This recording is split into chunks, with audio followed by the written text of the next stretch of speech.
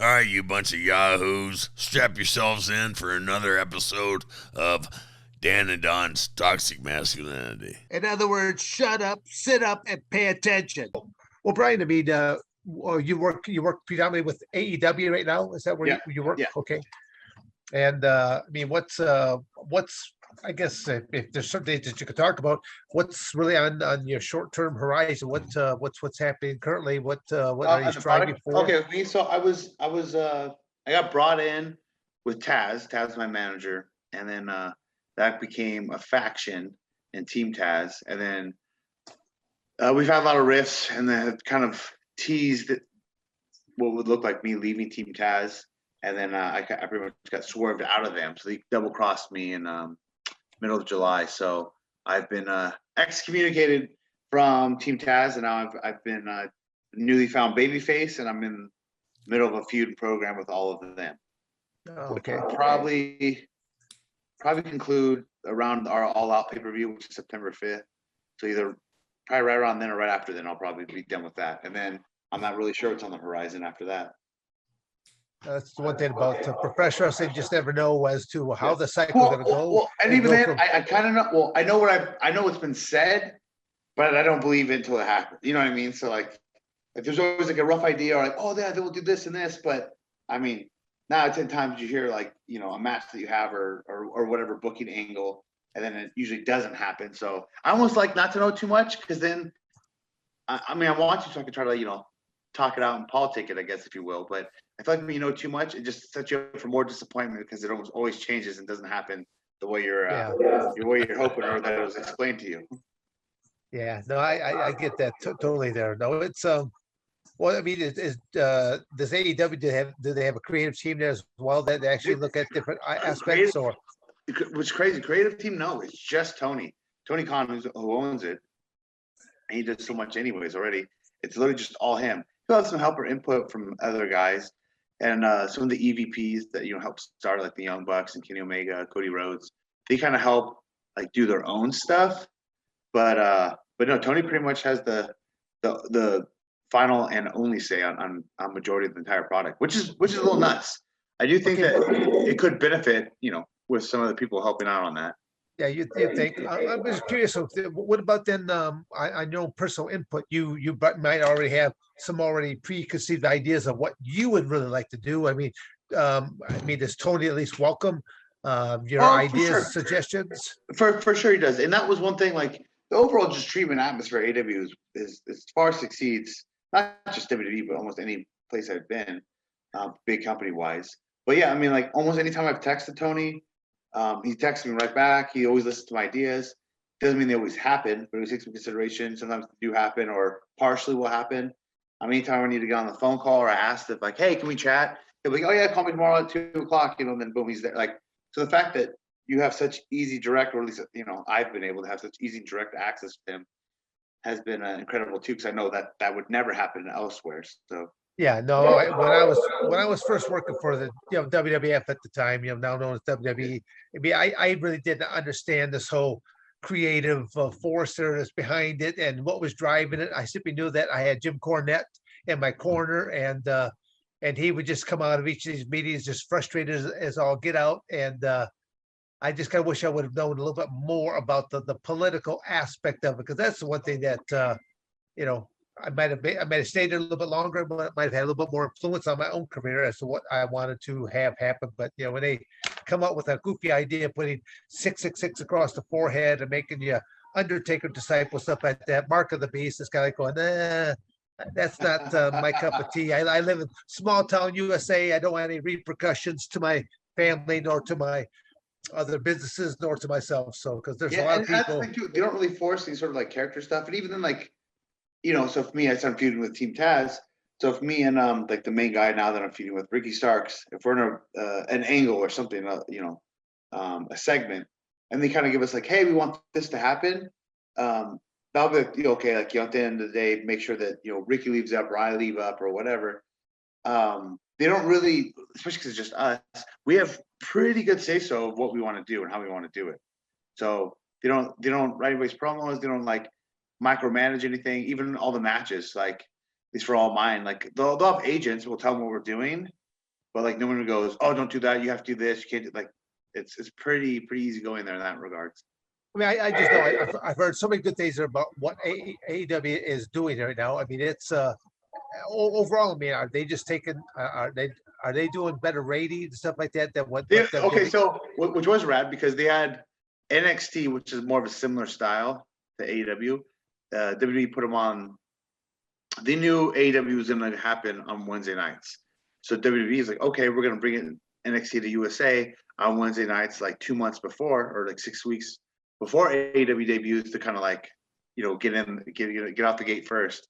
Well, pretty awesome that a little over a year later, I think we smashed them every single night except for like 5 nights when they like would have some super show. And Vince actually ended up moving NXT off of Wednesday, I think, to Thursday or Tuesday because he was tired of getting destroyed. So Raw and SmackDown, I think, still do a little bit better ratings than our main show Dynamite. But I mean, the fact that we're competing and doing so well, that's the thing too. I just said AEW's only been around as officially as a company for like a year and a half.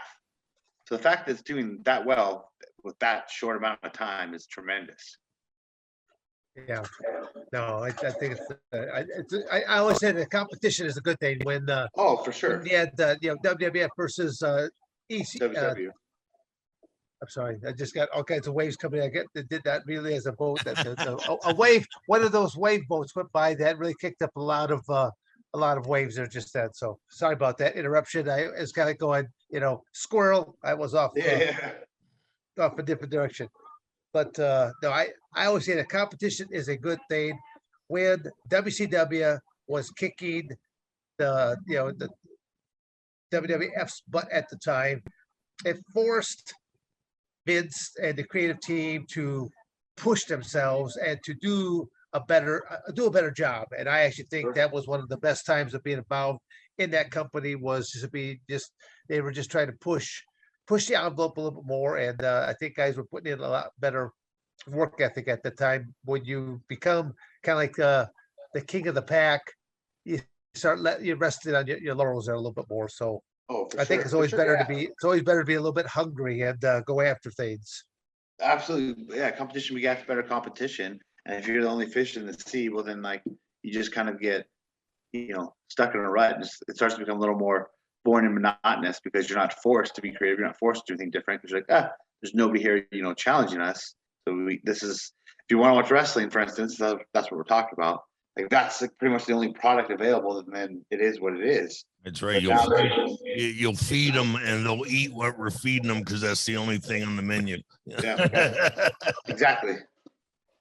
So I mean, and there's several smaller alternatives, but AEW is finally the first big mainstay competition. So that's really made it. They try to act like they don't sweat it, but I mean, I'm sure they do. Oh hell yeah! How long were you in the independent circuit and Lucha Underground and all that good stuff? Oh, so I was what? So I remember when I was in high school. Going back, I guarantee everyone that would be signed by the time I was 24. So I did the Indies for 2.5 years or whatever before I was signed to that developmental deal in FCW. I was there for 2008, 2009, and then I went back to California and started doing the SoCal Indies all over again. And then I broke into a company called PWG, Pro Wrestling Guerrilla, which is a huge independent show. It's like almost every single person there is a pretty good top star somewhere now. Where's that at? It was in Reseda, California. But yeah, any like of the big smart marks, if you will, like they love PWG. But that's what really blew me up, and it started getting me all these international bookings and bookings all around the States and everywhere else. And which is crazy because it was like a little old school too, because they had no streaming or anything. They just have DVDs. But it was just such a popular promotion. Everyone would buy DVDs from forever. So that then I'd go up to Toronto for the first time, or in England or whatever, and then people would know all my chants and moves and stuff from PWG DVDs. I'm like, this is crazy that it has that significant of a reach. But that led me to getting into Lucha Underground, which also I was co-signed to AAA, so I was doing the Mexico tours all the time and feuding with Alberto Del Rio when I first got in there. And Lucha Underground, even though I love AEW and the treatment there, I think overall Lucha Underground is probably my favorite company though. It was just so different, so unique, a lot of fun. literally no control over anything you did. They let you do whatever, and it didn't matter if your first match, last match, 2 minutes, 22 minutes.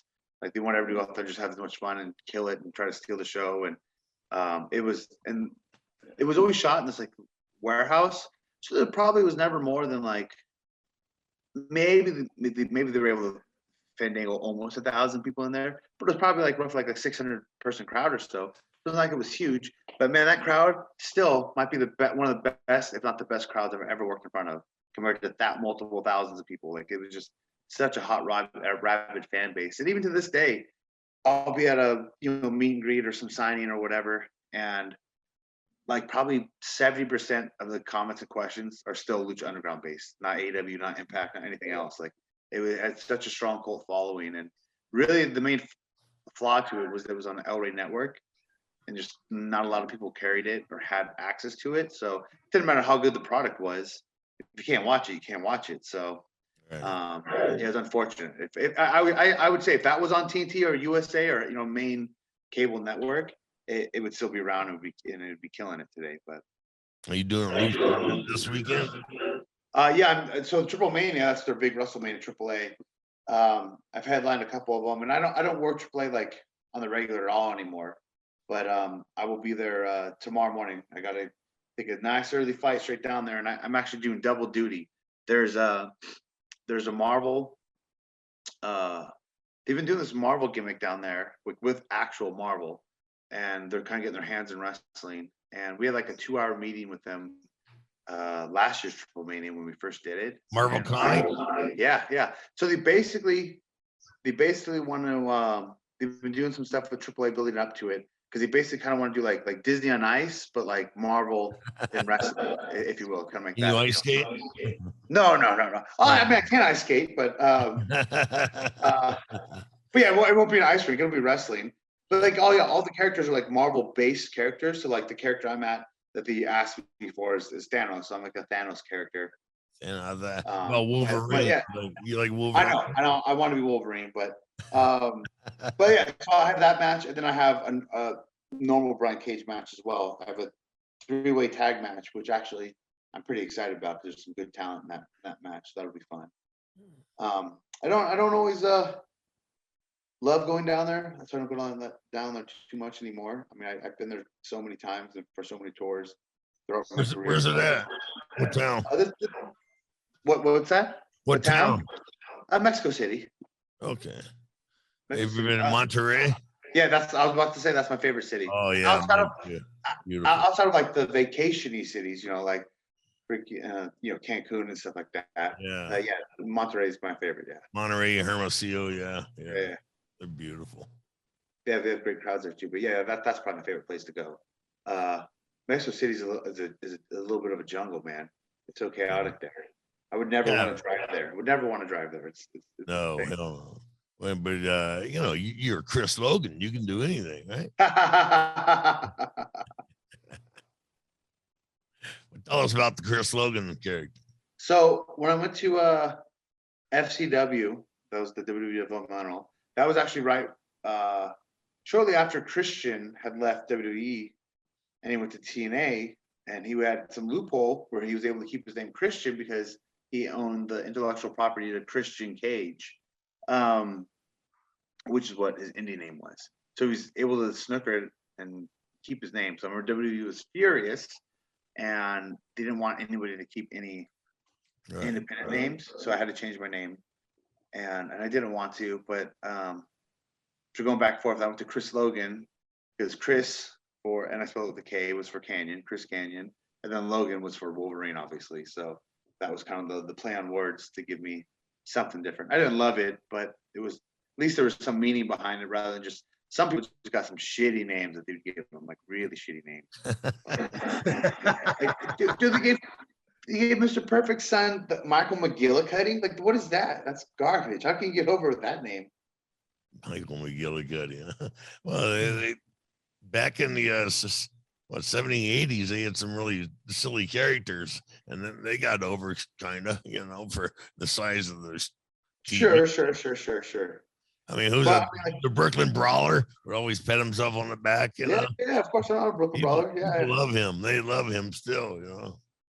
Well, I mean, yeah, that's a little different. You could have some goofy gimmicks, especially for then, because it was more gimmick created. You know, now that it's a little more reality based most of the time, it's hard to get over, or you don't usually get a goofier gimmick like that. But I just feel like if you're just like, hey, I'm an athletic guy in tights, but you got a shit name, like, Right. it's just like that's not marketable. Like I said, Right. like too, I don't know why he wasn't just Curt Hennig Jr. Like, why if he wanted to make a different name? Yeah. Curt was a great guy, man. I love Curt. You know, he would come around.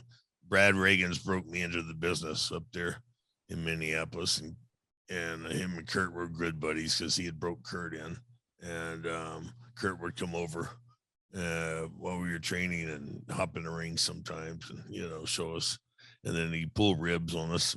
Shit, he H-bombed me one time. We got on an airplane up in Minneapolis, and I didn't wake up. He H-bombed me so hard I didn't wake up for like 2 days. Didn't know what was going on for that because I had already checked into the hotel and all that.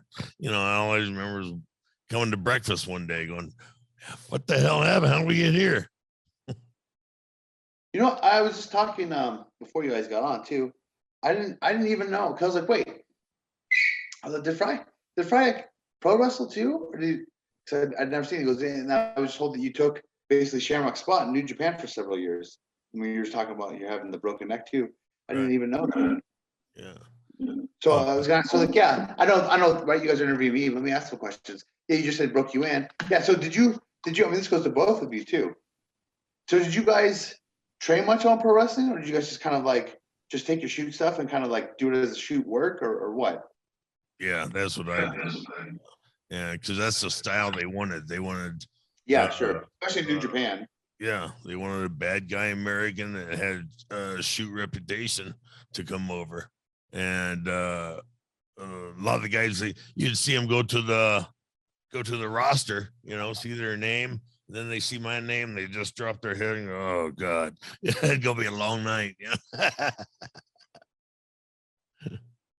Well, I mean, my background there, Brian, I actually did some professional wrestling training with Al Snow. So, yeah, over in Lima, Ohio. So I really enjoyed going over to his Body Slammers gym. He's only run the class a couple nights a week. This was all back in that 1992 time period. My first profession was professional wrestling as of the 1992 Olympics. And one of the president of this Michigan Wrestling Club is a amateur wrestling company. The president was a gentleman by name of, his real name was Dennis Kasprowitz, but his worker name was Denny Cass.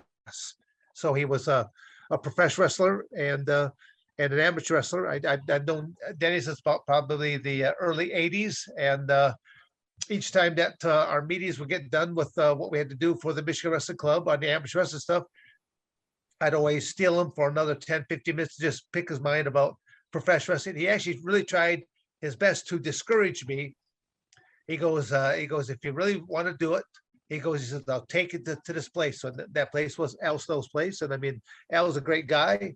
Yeah, and he had a good training facility. They had a lot of good work ethic. The hard part about professional wrestling to me was I've been teaching amateur wrestling pretty much my entire life. I mean, since my freshman year of high school on, I've been teaching the sport of amateur wrestling, and I know how to put lesson plans, stuff like that together. Professional wrestling, it just depends on who you talk to as to how do they do a move. So yeah. I basically would wait until after I spoke to enough veterans that I heard them leaning towards this is how you do it enough to where it's like I would make that law that the move has to be done like this. And the other aspect is I understand physical mechanics. So if there's a better physical widget to be made, or I'm the guy that's going to make that widget in the process. I want to do the least amount of work and I want the maximum results. So I even like still to this day, I do a lot of critiquing when it comes to I'll watch a professional match of a couple guys that they want to get me they want me to give them an honest critique on that.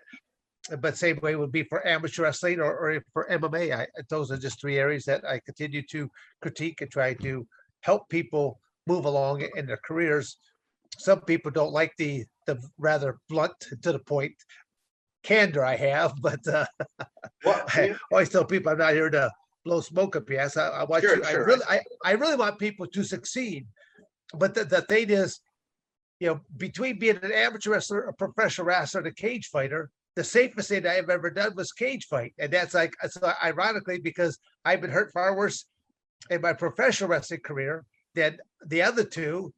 And then amateur wrestling, probably number two, the cage fight, the least, so it's, that's the hard part is, and that's what it boils down to, is knowing that you were trained and you were trained by good people, because the number one rule of professional wrestling is I protect you and you protect me. We're out there to have a killer match. We want to look killer, but we don't want to be getting each other hurt in the process. That one thing I always say too, jokingly, is like, because people are always like, oh, does it hurt or does that hurt? I'm like, yeah, it all hurts. You feel it all. It's all still real physicality, still out there doing it.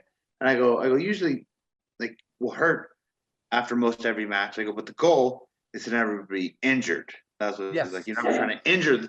You're gonna hit that guy or do this. It may not feel great, but like you're not trying to purposely injure him. You're trying to develop a story and, like you just said, put on a great match and a great performance. Right. And the physicality is going to come with it, but you're not trying to injure anyone.